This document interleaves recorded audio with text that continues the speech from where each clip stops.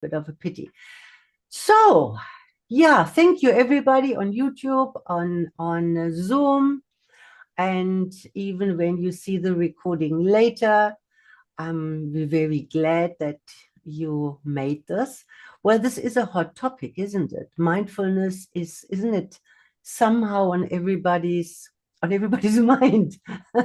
It's such a fashion word, mindfulness. And there is an overlap between mindfulness and hypnosis. You could always say they're cousins of the same family. And whether you are practiced, another person wanting to come in, whether you are practiced in hypnosis and you know it and you understand it, or you're brand new to it, or you only know mindfulness, or you know neither, I really hope that this little path that I have put together for you is enlightening to you and fun, and you find value in it. Because I have created something brand new, and I'm going to call it, I would have liked to call it 3 Doors Down, but I think that's taken. It was an amazing band if it still exists. But the three door concept, that's what I want to introduce to you two. And in a nutshell, so mindfulness is the practice of noticing. The second door is going to be conscious awareness. That puts you at the steering wheel, that gives you choices. And the last door, the door, is the door into the universe of hypnosis. And I would like to excite you with this and take benefit from this, because it matters. This whole path really matters, because the world that we live in is, number one, we're very outwardly focused. Very few people generally take note of how they are and who they are and what their needs are. Internally, I mean, we all have desires, you know, we want a new car or a new lover or a new dog or whatever, but do we actually take note of how we are? And even lesser people, I would assume, understand what effect that has on us when we always outwardly focused and always on the go, that it has the tendency to put us constantly in a low grade fight or flight response. We always feel a little bit behind, we always feel a little bit under stress, and that has an effect on us long term. We can't escape that.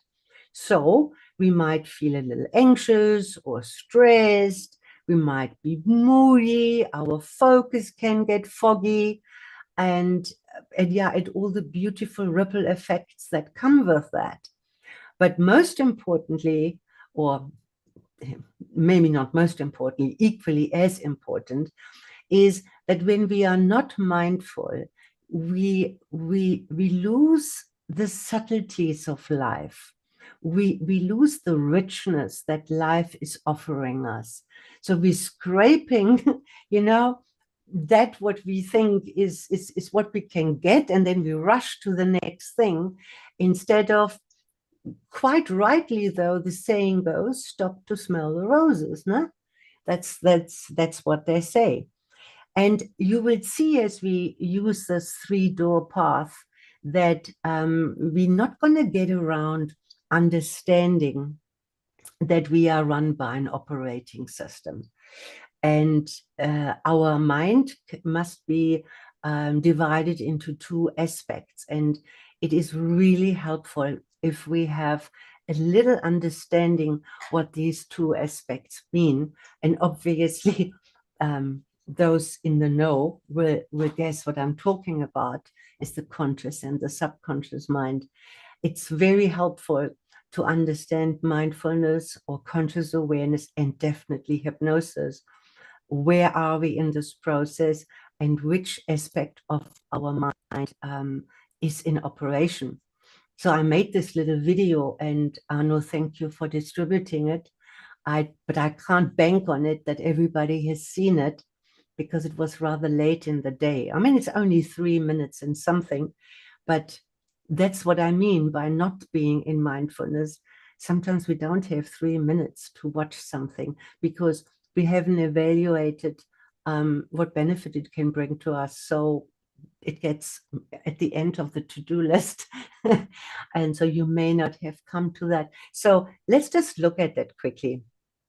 And the analogy that I used in the video that I'm very fond of lately is that your conscious mind is your personal chat GPT. You know, I hardly know, I don't know anybody who hasn't at least tried ChatGPT for a while. And I think it's great fun. And in my life, it's a great help. Um, I learn so much. Not only do I learn facts, but when I write something, because English is not my first language, and I ask ChatGPT to improve of my, the way I say things, I believe my English has improved, just like by using it. But the thing with ChatGPT is, and I'm pretty sure that you all know that, it can only give you information of stuff that has been inputted into it. So ChatGPT does not come up with brand new concepts somewhere gathered from the universe. And it's the same with our conscious mind. It can only reverberate information and ideas that the input has been done in the past. So we kind of in a mental hamster wheel of reproducing old input. And yes, sometimes the conscious mind puts these old informations together in new ways. Sorry, I had to admit somebody else. It puts it together in new ways, and it might come across as a brand new idea. And I'm not by any means diminishing the value of the conscious mind, because its way of analyzing and using logic and discerning and all that is being critical, is very important. But it does have limitations. So does ChatGPT. And it makes errors, no? Just like ChatGPT also does errors. There was a brilliant way. It was, I can't remember his name now. He wrote a book, The Pure Human, and he was explaining that the amount of information is also limited by the material it runs through. And here again, with the conscious mind, it's even limited by the amount of information it can process. If you would know, and I'm very reluctant to throw figures around because they're not conclusive, but if you are looking it up, how many millions of impressions we are bombarded with every moment. Our senses are taking it in, and theoretically we should work with all of them, but that is practically completely impossible. The conscious mind is not able to do that. It can handle 5, maybe 7 aspects at the time if it's fast, and that's the end of it. So when we think that our clever, intelligent, conscious mind is running our life, that maybe we need to think again. But there is another aspect to our mind, and that is what generally is called the subconscious mind. And if you want to see it, that it sits like an amazing, vast library kind of behind the conscious mind. And there, everything is stored, every memory, every beliefs, our automatic reaction. It determines the way we walk, talk, breathe. It really runs the show from that background. And generally, we don't realize that at all. So what, for example, happens is we embarrassed, for example, and then we automatically blush, or start stuttering, or we feel nervous or anxious, and then our heart rate increases, or we feel somebody's aggressive towards us, and then we have to defend ourselves. All of these automatic reactions are programs sitting in the subconscious that are actually running our life. It also holds our beliefs and the whole patterns, what we believe about this and that. So when we in life confronted with something, the subconscious goes immediately to work. Kind of imagine a very efficient person running and looking for the file. What are we thinking about this topic?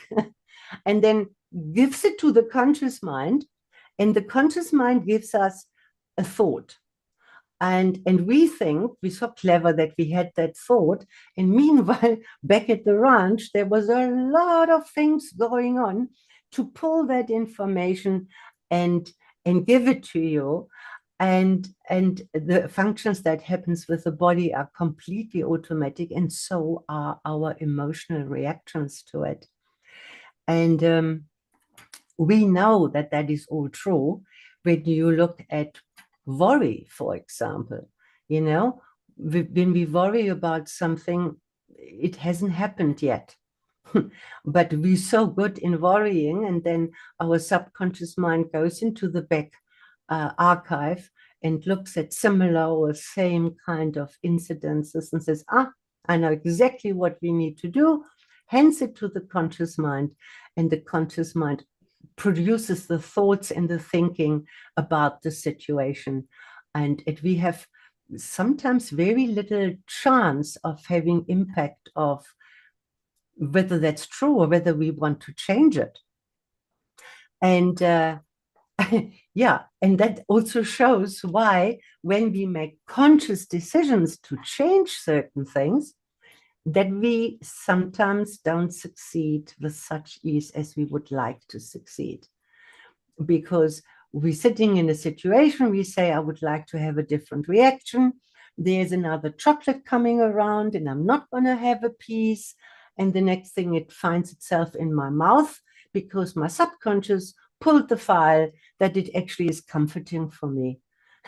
So it gives then the information to the conscious mind, I want this, I have to have it. And here it is, although I thought I made the decision, I'm going to skip this one. So in a way, these operating system that we have in our mind, it almost feels like we're a victim to it. And when we don't have the awareness of what to do with it, then in a way we are.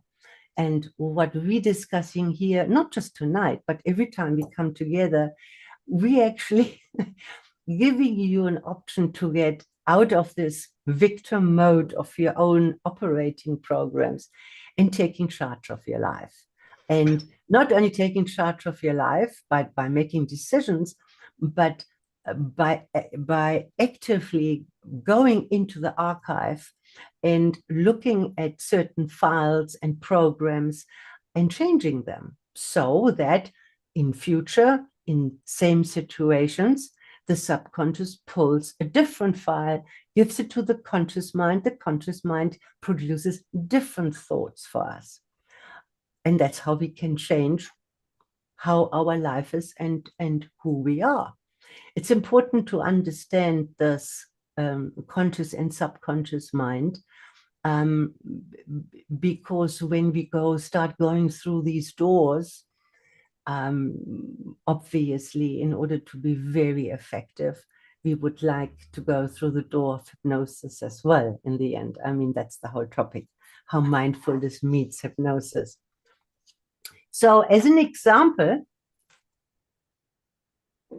and I use this in the video as well, if I were to say to you that you have to speak in a few days to an audience of 500 people, and I've chosen this example because public speaking is, to my knowledge, the most known phobia. It looks like most people feel very uncomfortable when they do that. So just to to give you an example of this, so your conscious mind will then kind of instantly say, my God, what will I say? And how will I prepare? And will people judge me? And things like that. And so that's very thought productions.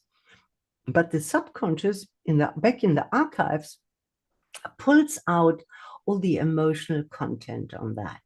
And it pulls out memories that have to do with exposing yourself and being judged, moments when you felt very proud, not proud of yourself or nervous or exposed or whatever. And it feeds that to the conscious mind, who creates then more thoughts of, I don't know whether I can do it, and I don't really want to do this. And then, of course, the subconscious, it goes via the nervous system into the body. The heart starts racing, your palms sweating, and you have various levels of anxiousness or worry or even anxiety, up to even panic attacks, to what this idea of having to talk to a big audience in a few days can do for you. So I hope you can follow me here, what I'm saying, and you can kind of maybe visualize the departments in your mind that are in charge of how you react. And it seems so weird that something that we can't put on the table and scientifically look at, and that's the mind I'm talking about, that has such incredible power over us. It almost feels illogical.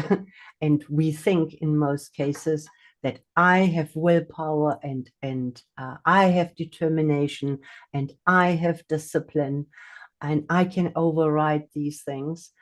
And yeah, with a lot of perseverance and a lot of effort, sometimes we're lucky and we succeed, but there are better ways. There are better ways to live, and there are better ways to get to know ourselves, to stay calm and centered, even if life, throws us the lemons so that we can make the lemon juice from it.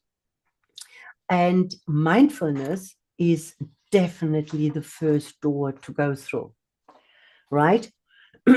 So the definition, how we would define mindfulness, is to be in the present and to just notice, to be in the observer, in the observer role, and totally without without judgment. And that needs to be practiced, because I don't think this is a habit that we all have practiced. So not only what happens outside of us, but also what happens, maybe even more so, inside of us. So when we go back to our example, the mindfulness that one can bring to the situation, when I tell you, you got to speak to 500 people from a stage in a few days, is while all of that happens that we just discussed, is that in a mindful way, you just observe how you are feeling. I'm anxious. I'm worried about this, without judgment, excuse me. And in a way, you can say, it's almost as if this has nothing to do with you. You're just observing this. And by being mindful of this, you're already starting to take a certain energetic value out of what could have caused a tirade of happenings in your mind and in your body. Simply by observing it, certain things happen in your body, where the brain understands, aha, somebody is taking kind of charge, we are safe. So the practice of mindfulness is already bringing a certain amount of calmness and stability to our system. And in that process, when we practice this, it gives us a lot of resilience to work with life better. And then on the real positive side, by observing things outside of us and inside of us, that's what I mean is by the world, the life can get so much richer, and there are so much subtleties that we miss when we are not mindful. And this is a really subtle kind of shift, but it's a very, very, very important shift. You are not being swallowed away by the happenings. You are observing them, and by that you kind of putting not yet a matter of control, but you kind of saying, I'm a part player of this, what is happening. And the body and the brain, or the brain and the body, notice that, and they're kind of hold these alarm systems that may have normally gone into action, and kind of say, there is a different player here. We don't need to do that. So the gift of mindfulness is that it calms our nervous system, and it brings us from autopilot into the present moment. And that's very important if you can think about that. Not being tossed by the waves, but by being present in the moment, examining the waves, and that brings a lot of benefits. So the calmer body, a clearer mind.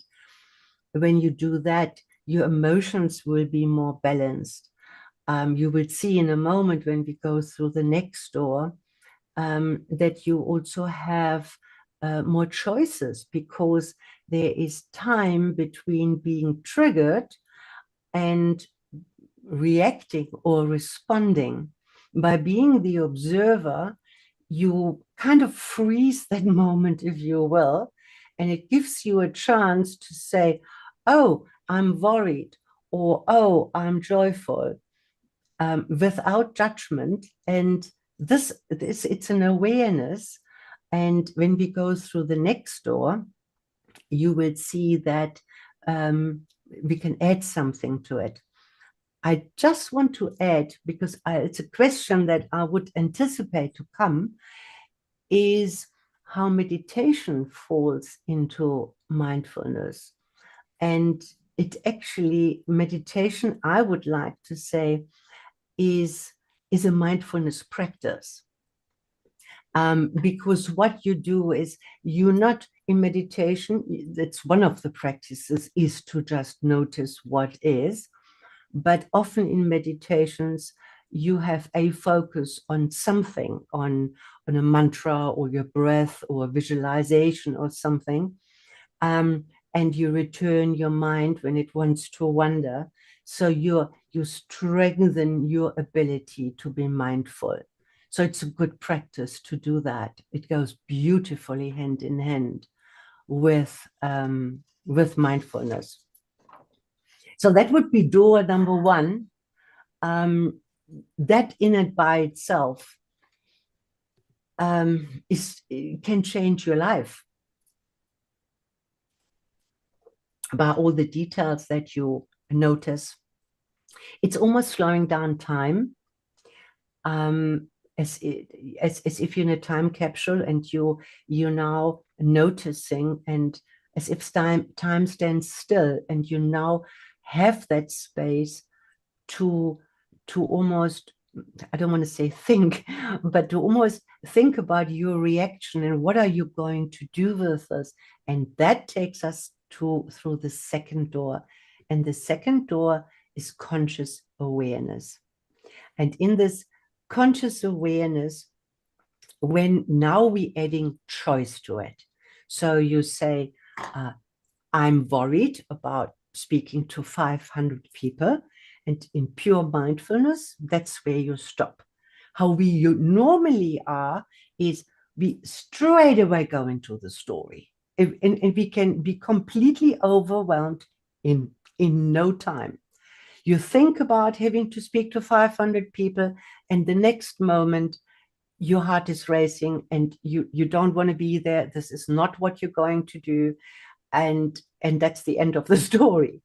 Mindfulness, you stop that for a moment, and in conscious awareness, you not only slow down the time and create that space and become the observer, but you're adding the aspect that you are now have a steering wheel. You can now make choices about this. What am I going to do with this? Right? Mindfulness, conscious awareness. So let's say you're worried about tomorrow. You're worried about talking to the 500 people. So what is it? You might notice that you have tensions, you have emotions that you don't want. But instead of just reacting to this, you can now choose what to do. And there's many choices you can have. One choice would be to say, these thoughts are not serving me, and I just let them drift away. But if you're not mindful and not observing what was happening, you don't have a choice. It just goes so fast. The body is reacting in no time. The conscious mind is acting on what the subconscious mind it receives from it so quick that it spirals so quickly, and then the moment is gone. So by practicing mindfulness and by stepping into a conscious awareness, you can add these beautiful, mature step of saying, okay, so I'm experiencing this or that. What do I want to do with it? And that's powerful. And that little question or statement that I just said, what do I want to do with it, puts us into power. And when we feel we have more power, we create a sense of inner stability. And then we are not getting hijacked by these automated responses that come our way. Because the subconscious obviously just gives this information to the conscious mind based on the patterns and old memories, and it runs this loop. And by you kind of saying, oops, stop, I'm noticing, and I'm aware that I'm having choices, you stop that system, and the body and the brain understands, somebody here is also in charge. We don't have to go into reaction mode. Let's just stay calm. And that's what you feel. And now you can make and create the responses that you find most appropriate. So mindfulness and conscious awareness. And the third door, I'm sure you guessed it, the third door is hypnosis. And that, of course, is the one that our life is about. That's what we teach, we preach, we live, we breathe. Arno says so beautiful, we relax for a living. Not so sure about that, but I do it with a lot of joy. So what's the definition of hypnosis? Well, hypnosis is, in this context of explaining things, is when the conscious mind and its critical attitude is kind of relaxed to a way, and with help of being mindful, of having these conscious awareness, which puts the whole nervous system kind of on hold. It doesn't have to go into alarm mode. So the conscious mind and its critical faculty can take kind of a backseat. And what that means is that the library, the archive into the subconscious mind, that door is now wide open and we can step into it. So something happens, which normally just go over our head. We have an automatic reaction and kind of afterwards, what happened just now? Mindfulness, you become the observer. Conscious awareness, it's the choices to it. You had the steering wheel. What can I do with it? I can let the thought go. I can reframe. I can replace my emotion. I can do all sorts of things. But none of these first two steps will change what's in the back in the archive. That remains. So in other words, every time something happens in our life and those files will be pulled from the subconscious and handed to the conscious mind, that will happen again.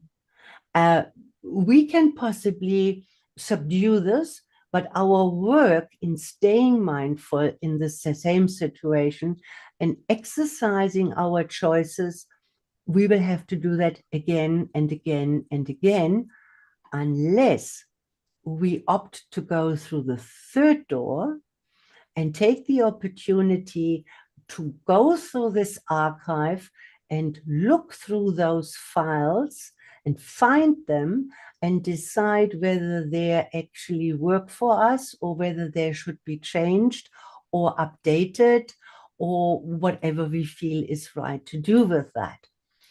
So how mindfulness meets hypnosis then, mindfulness and conscious awareness can take us right to the door of hypnosis, where it can be open for us to enter and do such work, which I don't want to call it work, can do those things that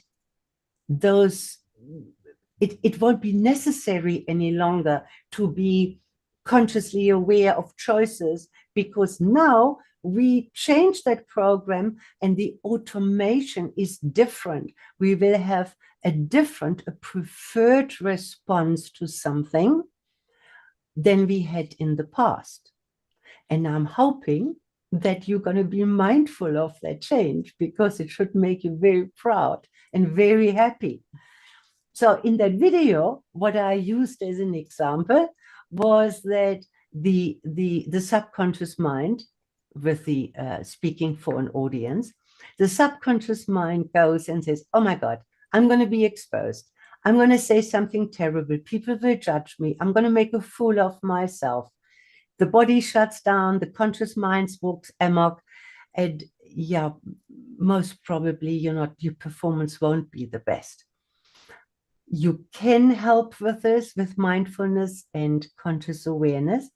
But let's imagine you go through that last door and you reframe that file, that memory, that pattern, that belief that sits there, that gets pulled by the subconscious, that says, danger, danger, we're going to be exposed, everybody's going to laugh about me. And we replace it with something that makes sense to us, and that's true. For example, speaking to people is exciting and empowering. And if our input gets accepted and replaces or updates the existing data that's in the archive, now when I ask you, in a couple of days, you have an opportunity to speak to 500 people, you might say, wow, that's exciting. And it could be an event that could be very empowering instead of going into panic. So that is the connection between the three doors. The door of mindfulness, which we could practice all the time. I think the more we do that, the richer our life becomes. I find that the conscious awareness almost goes hand in hand, because just being the observer might not be enough. And knowing that you have choices and executing some of your choices is really, really cool. A really mature way of doing things. I'm just muting Clive. And then, of course, the power room of hypnosis, where you can change your subconscious programming. Yeah, and we know that that works.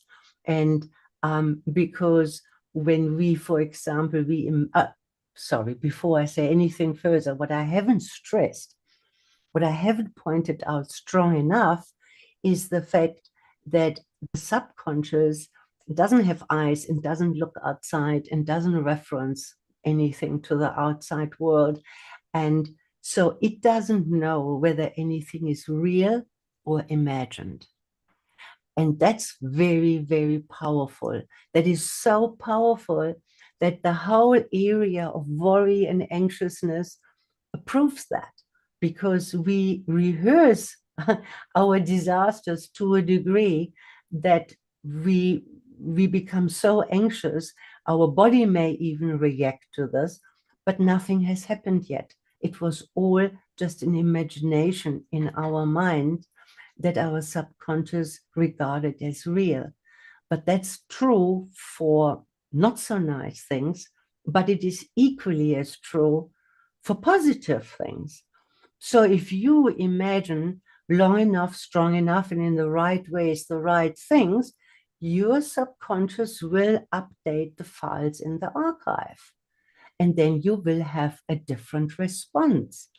And that is the incredible promise that the journey through the 3 doors can give you. Yeah. We're going to have a little practice run with this. And before we do that, Arno, I've talked a lot. Is there anything where things were maybe unclear and I should, or you can fill something in? Claudia, I love it. I think it's perfect. You explained it beautifully. Yeah, it's perfect. Nothing I can think of right now that I want to add. Okay, well, that's a good sign. That's a good sign. Okay, let me just see here what I want to have. Yeah, we've done that. Cool. Then I think theory is one thing, practice is another. And I always think we satisfied the conscious mind now. Let's just do something with the subconscious mind, shall we? And that would mean that you can just relax in your seats. And I'm going to take you through a little journey to experience this. So let's call it the 3 doors. This little script, which might be, Brigitte, a really cool thing to do for some of the courses, perhaps. All right. So I can't see all of you, but I wish and I would advise you and invite you that you sit back in your chair and that you relax. And in order to focus, it's always a good idea to close your eyes.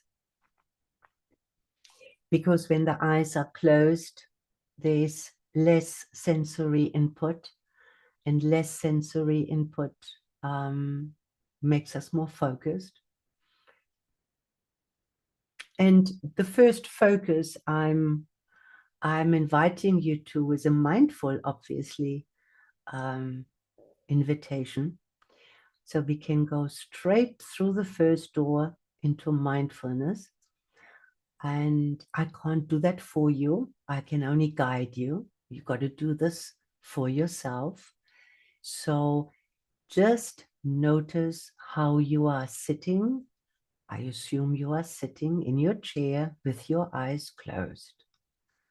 And just notice. And perhaps first notice your physical body And maybe start with your shoulders and just notice whether your shoulders are tense or not. Remember, there's no judgment and there's nothing in particular you have to do about this. It's just noticing. Is there any tension in the body anywhere? Just notice. And you might want to add your breathing, your rate of breath. Is it fast or normal, or how is it? And it is as quick as this to do a quick body scan, to just be mindful of what is the state of your inner world. And should your mind wander at any given time, bring it back to my voice or bring it back to your breath or both.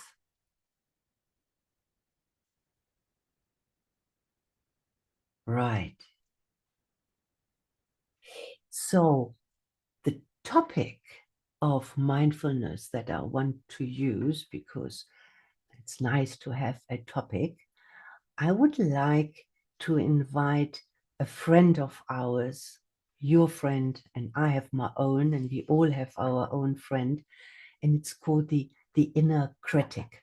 I don't know whether you're aware of that friend that has things to say to you like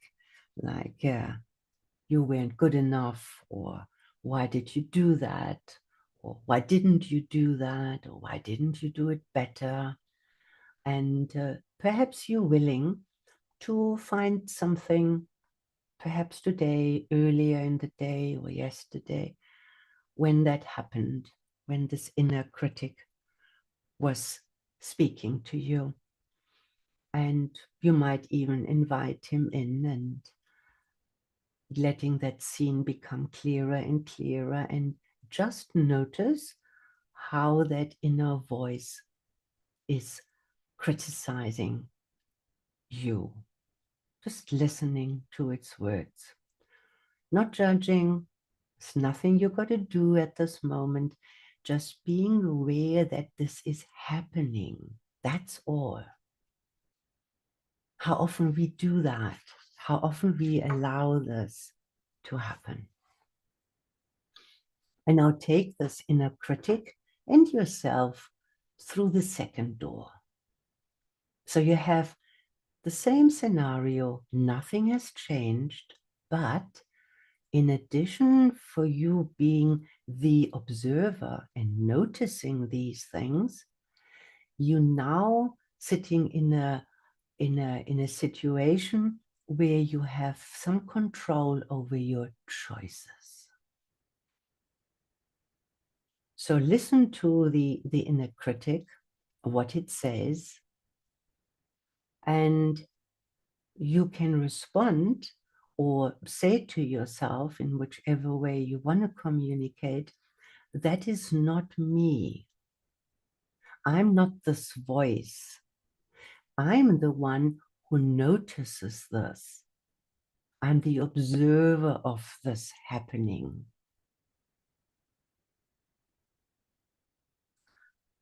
And here now you already have now, because you created some distance from it, you're not immediately going into defensiveness or feeling guilty or something like that. You now have some choices, and you can choose from the array of options that you have there. One, for example, would be to say to yourself that I'm learning, I'm human, and in this moment I've done my best, and I'm enough. So it's almost like you have a communication with that inner critic, or you're coming for your own defense, so to speak. Another way, what you could do is just imagine that these words of the inner critic are encapsulated in a beautiful helium balloon, and you send it flying, and it goes away because you find that criticism not in the right place. It doesn't serve you at this moment. So there's a couple of choices other than the one that you know so good. That's in the behind the door of your awareness, of your mindfulness.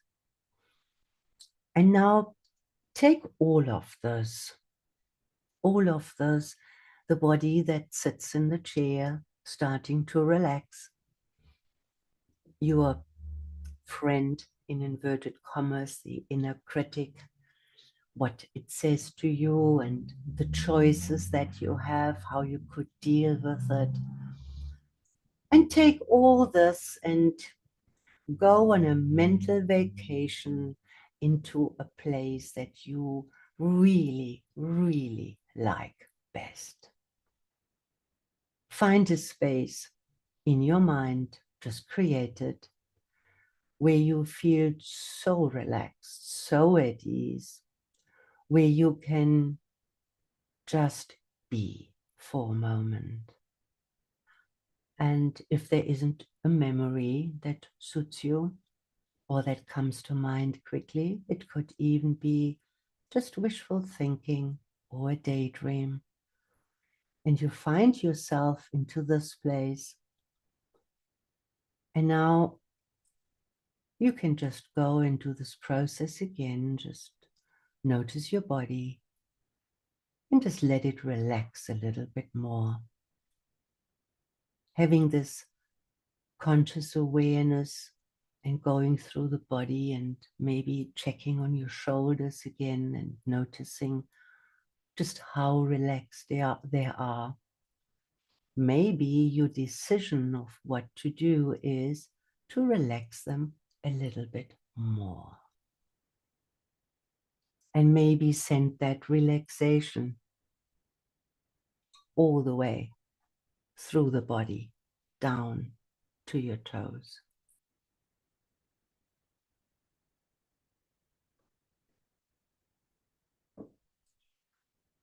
And as you relax deeper and deeper and become perhaps even more and more aware how good it feels to be in this place of your choice, where things are exactly the way you like them, you could have a nice meeting with your inner critic, with that voice inside that you can find out now why it has those comments for you. And it wouldn't surprise me if one of the reasons why it is so loud sometimes, that it really wants you to be your best. So get to know that voice, but also have your say. Maybe what you want to say, and of course you can change my words to suit you, is I'm worthy of patience. I'm worthy of patience. I don't need to do everything perfect. I can learn. I'm human and I deserve the same kindness I give to others. And I wish you would be kinder to me. And I deserve this compassion. So you could program on one level, you could program yourself that any time when these inner critic comes up and has something to say to you, that from now on, your instant reaction is, thank you, but I'm worthy of patience and I deserve the same kindness I give to others. And I deserve compassion. And notice what that does to you. Notice instead of tensing and going into an array of emotions and frantic trying to solve issues or whatever, you can just relax. Because it is clear that in a relaxed state, we think clearer, we possibly make better decisions. So you may have to repeat this again and again until such time when it is fully accepted and something happens in life when the inner critic wants to come out and scold you. The subconscious goes and fetches another file from the back archive and hands it to the conscious mind. And then the inner critic whispers through the conscious mind different thoughts by saying, you are worthy of this patience, and you do deserve the same kindness that you give to others, because I do have compassion for you. You still know that you maybe could have done better. You know, yeah, when you didn't put in what was needed in order to arrive at the goals that you anticipated. You know that. You don't need harsh words inside to remind you of that. So repeat this and maybe even have kind of an attitude of gratitude towards this inner critic by saying, thank you, I understand that you want the best from me, but the way you can notify me is going to be different because I'm programming myself now that in future you do this different. In future you understand that I'm worthy of patience, and that I deserve kindness and that I deserve compassion. And now, maybe even visualize how the files way back in the archive that was holding all the memories and patterns of beliefs and old events, perhaps from when you were little, where maybe your parents talked to you in these ways, that all of these files get upgraded. They get a new version, a version of kindness and compassion and patience to propel you to new heights, to reach your desires in a kind way, not in a harsh way. And notice how this upgrade is happening and how eager every aspect of your being is actually willing to do this. And with this happening now, project yourself into another situation that you kind of know is happening in some time to come, where you, before today, probably anticipated your inner critic to come out very loud. And find yourself in that situation and notice the inner dialogue and how different it can be. And now you also know that that process of noticing is mindfulness. It's kindness in its own way. And that opens the door to choices. And that opens the door to programming yourself. And that should make you feel really, really good and powerful. And now that this little journey is coming to an end, take another nice deep breath in as if you are sealing this upgrade of your programming in. You're seeing this as done, this being treated with kindness and compassion. Seal it in and come back through the door and become aware again how your body is sitting here in this chair.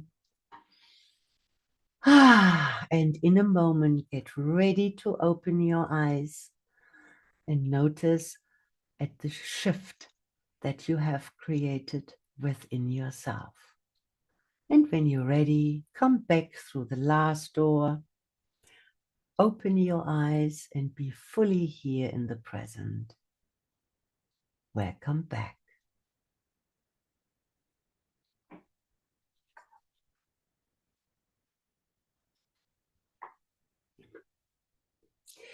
So this last door, this last step, I think mindfulness and conscious awareness are concepts that easy enough to understand.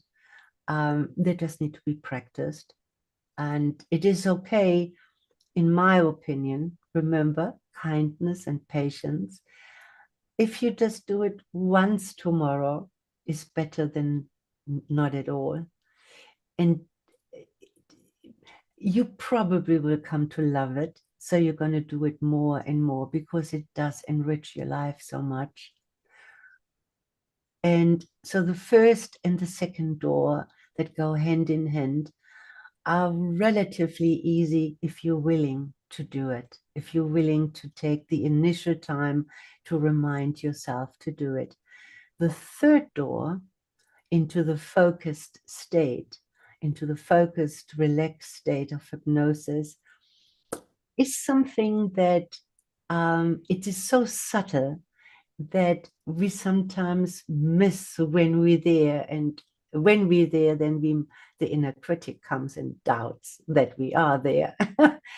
and therefore, we find that it is helpful to have somebody to show you the ropes, just a few times so that you feel more at home in the state and you understand it better and you know how it feels.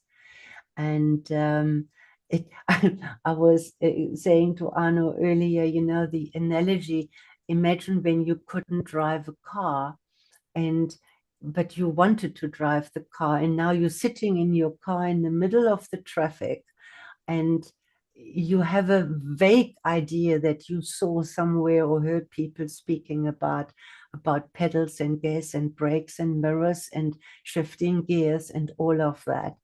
And it's just a little overwhelming. And I think that's why people have driving instructors. They take you through the process so that you learn it, and it takes a bit of time, and repetition makes perfect. And now you drive without even thinking about it.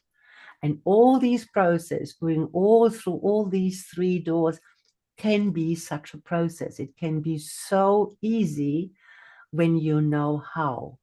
And to make this, some of you know it, some of you might be new to this, to make this available for everybody, we have this one-day course where you basically go through the door of hypnosis again and again and again.